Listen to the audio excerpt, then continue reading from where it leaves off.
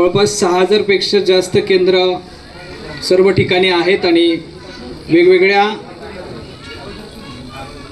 त्रिकाळ आरती असेल, दैनंदिन आरती असेल, अशा किंवा साप्ताहिक केंद्रांमधून खूप चांगली सेवा परमपूज्य गुरुमाऊली यांच्या आदेशानं होत असते आणि तशीच सेवा आज आपण इथं अनुभवत आहोत.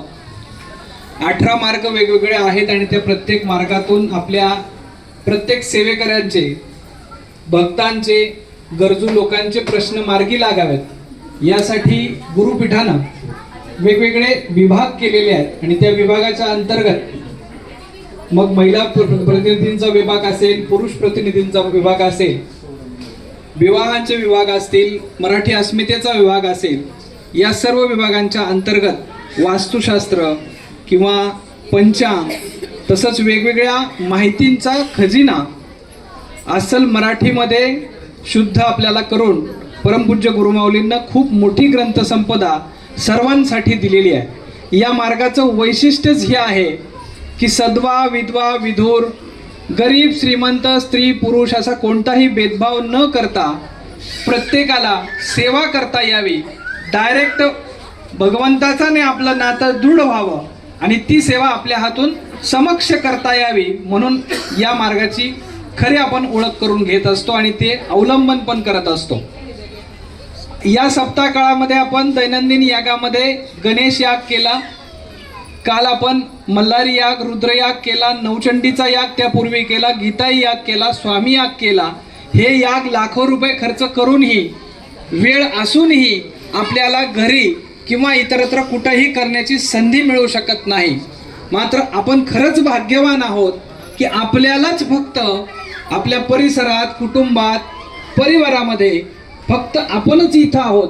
स्वतःकडे बघा की आपल्या ओळखीचे किती लोक आहेत की ज्यांच्याकडे वेळ आहे, ज्यांच्याकडे पैसा पण आहे, परंतु ते आज या मंडपामध्ये नाहीत. त्याचं कारण असं आहे की आपण खरंच भाग्यवान आहोत म्हणूनच आज आपल्याला इथं बसण्याची गुरुमाऊलींनी आदेश केले, महाराजांनी आपल्याला बोलावलं आणि तुम्ही सर्वजण आज इथंपर्यंत उपस्थित झाला. गेल्या 7 दिवसामध्ये अखंड गुरुचरित्राचं पारायण करणं ही सोपी गोष्ट नाही. सगळ्यात महत्त्वाचं की महिलांनी वाचावा की न वाचावा इथून सुरुवात होते. मात्र या 7 दिवसामध्ये तुम्ही जे वाचन केलेलं आहे त्याला कुठेही खंड पडू दिला नाही. अनंत अडचणी तुम्हाला आल्या इथपर्यंत बसण्यासाठी, येण्यासाठी, वाचनासाठी, जाण्यासाठी. भूक लागली नाही, ताण लागली नाही, काहीही तुम्हाला घर आठवलं नाही, प्रपंच आठवलं नाही. बरोबर आहे? कितीतरी नवीन सेवेकरी जरा हातवर कडावर यंदाच गुरुचरित्राला बसले, प्रत्यक्ष महाराज दिसल्याची अनुभूती तुम्हाला आली असेल या 7 दिवसांमध्ये. बरोबर आहे? कितीतरी कामात तुम्ही न करता सुद्धा कोणतरी करताय याची प्रचिती तुम्हाला आली असेल. आणि हे कोण करताय जरा अंतर्मुख होऊन विचार करा की तुम्ही रोज उद्यापासून घरी असा करायचा प्रयत्न केला तर तो सफल होईल. त्यासाठी संकल्प करून इथं एकत्रित सामुदायिक सेवा करा. हे बीज ज्यांनी दिंडोरी प्रणित मार्गाचं तिथून रोवलं आणि आज 6000 पेक्षा जास्त केंद्रांवरती अखंड नामजप यज्ञ, सामुदायिक प्रार्थना, सामुदायिक आरती अशा सर्वच सेवा इथं चालू असतात. अधिक वेळ तुमचा न घेता या मार्गाशी जोडले जा. जे लोक आजही ग्रुपमध्ये नसतील त्यांनी ग्रुपमध्ये या, म्हणजे तुम्हाला जास्तीत जास्त माहिती मिळेल. स्वतः सेवा कशी करायची असते या संपूर्ण गोष्टी तुमच्यासाठी उपलब्ध इथं आहेत. मला आवर्जून उल्लेख करावा वाटतो आज की आज माने काका इथं आलेले आहेत की ज्यांनी एके दिवशी या ठिकाणीच येऊन अमोल शास्त्री आणि ते दोघजण रडले या मंदिरात की आम्हाला सेवा का करता येत नाही. आणि छत्रपती भवानीनगरचं हायस्कूल त्या दिवशी शनिवारची वेळ होती.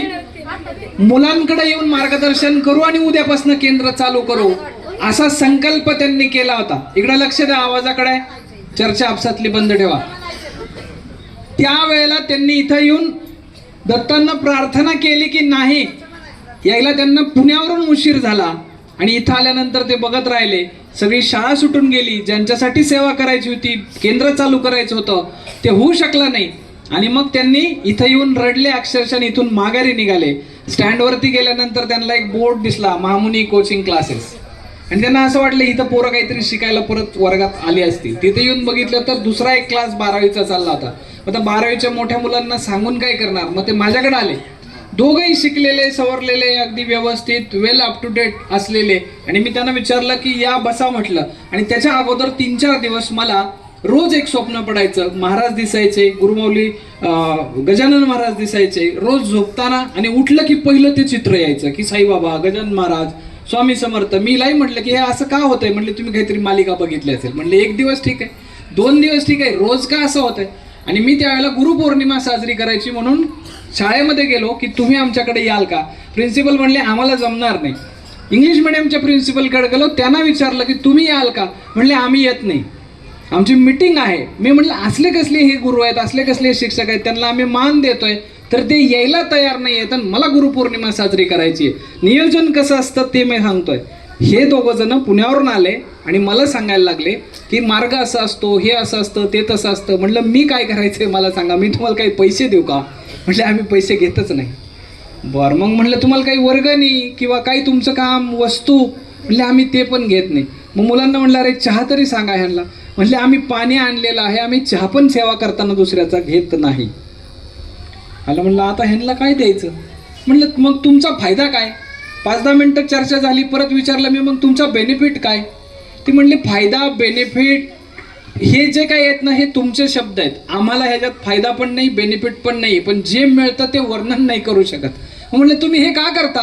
म्हणजे आम्ही पुण्यावरून येतो आणि इथं हे करतो. म्हणजे ते जे समाधान आहे ते कशातच नाही आहे.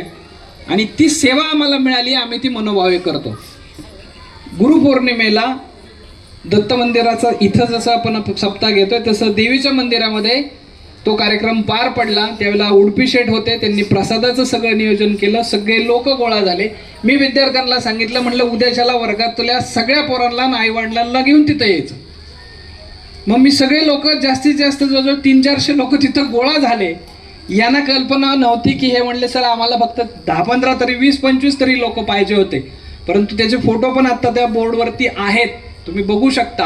आणि तेव्हापासून 2009 पासून त्यांनी माझ्या हातामध्ये तो श्रीफळ दिला काटकर काकांनी. मी म्हटलं मला ही जबाबदारी देऊ नका, मला ह्यातलं मंत्र येत नाही, उच्चार येत नाही, तुमचा जप येत नाही, जय जयकार येत नाही. म्हटले तुम्हाला बाकी काही नसलं येत तरी तुम्ही माणसं गोळा करू शकता, एवढी कला तुमच्याकडे आहे आणि आम्हाला तेच पाहिजे. म्हटलं तेवढं करेल भाऊ मी, पण मला बाकी नैवेद्य आरती तसलं काही सांगू नका. आणि ते सुरू झालं. आजपर्यंत सातत्य आहे. भवानीनगर केंद्राची एवढी प्रगती झाली. विजय काका निंबाळकर आता केंद्र प्रतिनिधी, इथं पुढं जाऊन त्यांनी तालुका केंद्र प्रतिनिधी झाले. त्यामुळे सगळ्यांनी टाळ्या वाजवून अभिनंदन करायचं. काटेवाडी केंद्र झालं, संसर केंद्र झालं, गोलापवाडी, उदमायवाडी, थोरातवाडी, बेलवाडी, लासूरने. आणि एवढी केंद्र उभा करणं सोपं आहे, चालली पण पाहिजेत. आणि आज ती चालू आहे. कोणाची गुरुवारी आरती आहे, कोणाची मंगळवारी आरती आहे, कोणाची रविवारी आरती आहे. आत्ता मी दिवसभरामध्ये तुम्हाला असं वाटलं असेल सर अजून कसं काय इथं आले नाहीत है ना. तर मी संसरच्या केंद्रामध्ये होतो सकाळपासून. तिथं महाराजांनी माझ्याकडून सेवा करून घेतली आणि तिथंही 70 लोक बसले. आणि आज आपल्या इथं 170 लोक बसलेले आहेत. मी आज उपस्थित असणाऱ्या नवीन जुन्या सर्व सेवेकरांना सांगेल, एवढी वाचकांची ग्रंथाची दर्शन मिळणं सुद्धा दुर्मिळ आहे आपल्या भागामध्ये. एका वेळेला एवढे गुरुचरित्र कदाचित आपण बघितले असतील. पण संसर भवानीनगर सारख्या ठिकाणी एवढं अध्यात्म वाढणं, वाचक स्वतःहून प्रेरित होऊन येतात. सगळ्यात महत्वाचं की कोणाकडेही वर्गणी मागितली जात नाही, कुठल्याही दारात जाऊन पावती गोळा केली जात नाही. आम्ही म्हणतो, आम्ही जातो दारात आणि म्हणतो तुमच्यातला वाचक एक द्या, आम्ही ग्रंथ देऊ पण तुम्ही वाचाय माणूस द्या. आमच्याकडे पैशाची कमतरता नाहीये, वेळेची कमतरता नाहीये, आमच्याकडे वाचक पाहिजे. आणि हे गेले 2009 पासून सातत्य ठेवलंय. आज तुम्ही बघताय 170 लोक इथं बसलेत. पुढच्या वेळेला आपल्याला याहीपेक्षा संख्या जास्त वाढणार आहे. आपल्याला परमपूज्य गुरुमाऊलींना आशीर्वाद दिले आणि म्हणून हे सगळं घडलं. तसंच श्री छत्रपती सहकारी साखर कारखान्याचं बहुमोल असं सहकार्य, त्यांचे डायरेक्टर असतील, चेअरमन साहेब असतील, आज चेअरमन साहेब भेटीसाठी येणार पण आहेत. तसंच त्यांचा कर्मचारी वृंद असेल, इथं समोर असलेलं हॉस्पिटल आहे त्याचे कर्मचारी असतील, ग्रामस्थ, कामगार आणि इथं राबणारे सर्वच सेवेकरी यांचे ऋणात आम्ही राहू इच्छितो. यांचे आभार मानणं ही एक फक्त फॉर्मॅलिटी असेल. कारण ज्याने कुणी हे उभा करून ठेवलंय मंदिर त्या काळामध्ये, किती असं प्रशस्त मंदिर अख्ख्या पुणे जिल्ह्यात मला मिळालं नाही, नव्हे महाराष्ट्रात नाही. अशी पार्किंगची जागा, स्वतंत्रपणा, कोणाला डिस्टर्ब नाही आहे कुठं बघायला तुम्हाला? रोज इथे येऊन पुजारी आरती करून, पूजा करून, स्वच्छता करून जातात. कारखान्याचे कामगार स्वच्छता करून जातात. पाण्याची सुविधा आहे इथं, कशाचंच कोणालाही तमा नाही आहे. आणि यासाठी सर्वांचे आभार मानून एकदा टाळ्या वाजवून आपण. आज आणखी महत्वाचं म्हणजे पहिल्या सप्त्याला भैयाचाच मंडप टाकला होता, काल मी तुम्हाला बोललो. आणि आजही ही अखंड मंडपाची जी सेवा आहे ते माधुरी मंडप्स यांनी सेवा म्हणून दिलेली आहे. मी म्हटलं ना की इथं पैसे लागत नाहीत, दिल मोठापणा लागतो, मनाचा उदारपणा लागतो. आणि आपण मोठे होत असताना सुद्धा आपल्या संस्कृतीशी नाळ जोडणारी ही माणसं अनिल अरुण निंबाळकर आणि त्यांच्या सौभाग्यवती, तसंच मोरे सर यांनी खूप मोठं वैभव उभा केलेला आहे. तुम्हाला सगळ्यांना ज्ञात पण आहे. पण तरीही आपलं गाव आहे, आपलं केंद्र आहे, त्याच्यासाठी आपण काहीतरी केलं पाहिजे. अगदी एक वेळेस आम्ही भागवत गावामध्ये घेतलं होतं, त्याही वेळेला ह्या दोघांनी असंच भरभरून सहकार्य केलं होतं. तर आज त्यांचा सन्मान यथोचित आपण इथं करूयात तुमच्या सर्वांच्या साक्षीनं. सत्कार